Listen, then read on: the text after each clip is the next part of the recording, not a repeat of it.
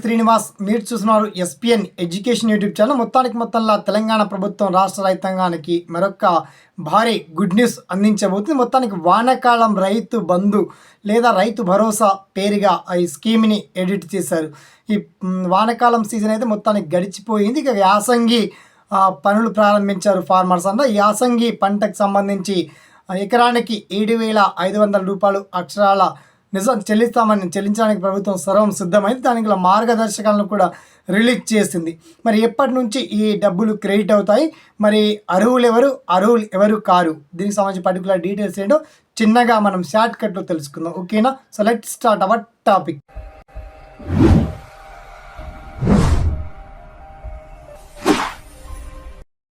మొత్తానికి నిన్న మొన్నటి వరకు అయితే రుణమాఫీ యొక్క ధూమ్ధామ్ పండుగలాగా సాగింది. మొత్తానికి ఇక రైతు బంధు పేరును రైతు భరోసాగా మారుస్తూ గత ప్రభుత్వం చేసినటువంటి చిన్న తప్పిదాలంటే అది గత ప్రభుత్వం పెద్ద మిస్టేక్ ఏం చేయలేదు. కానీ అంటే చెరువులు కావచ్చు, రోడ్లు కావచ్చు, భవనాలు కావచ్చు, ఇలాంటి ప్రాంతాలకు వ్యవసాయం సేద్యం కానటువంటి భూమి, అటవీ ప్రాంతాలు కావచ్చు, ముఖ్యంగా ఇలాంటి భూములకు రైతు బంధు ఇవ్వకూడదు. సో గత ప్రభుత్వం ఇచ్చింది.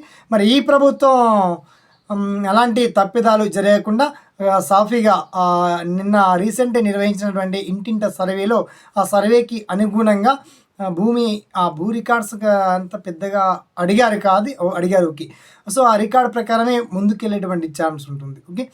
సో దీని ప్రకారం బేస్ చేసుకుని మనకి జనవరి సంక్రాంతి ఫస్ట్ పండగ బోనస్గా రైతులకు ఈ ఎకరానికి 7,500 రూపాయలు అందబోతున్నాయి. అయితే అర్హుల జాబితాను ఇప్పటికే ప్రభుత్వం రిలీజ్ చేసిందా అని చెప్పేసి అంటే రిలీజ్ చేయలే. ఇంకా రైతు భరోసాకు సంబంధించి నిన్న మొన్న రీసెంట్ మనకు ఇంటింట ఈ అధికారంలో ఉన్నటువంటి తెలంగాణ సర్కార్ ఇంటింట సర్వే నిర్వహించారు. ఆ సర్వే ఇంకా ఆన్లైన్ అప్డేట్ అవ్వాలి. ఆన్లైన్ అప్డేట్ అయ్యాక మీకు ఆటో రొటేట్గా మీకు రైతు భరోసా పేమెంట్ అకౌంట్లో క్రెడిట్ అవ్వడం జరుగుతుంది. ఏ ఒక్కరు కూడా టెన్షన్ తీసుకోవాల్సిన అవసరం లేదు. మినిమం 5 acres లేదా 10 acres లిమిట్ పెట్టేటువంటి ఛాన్స్ మ్యాక్సిమం ప్రభుత్వం దగ్గర ఉంది.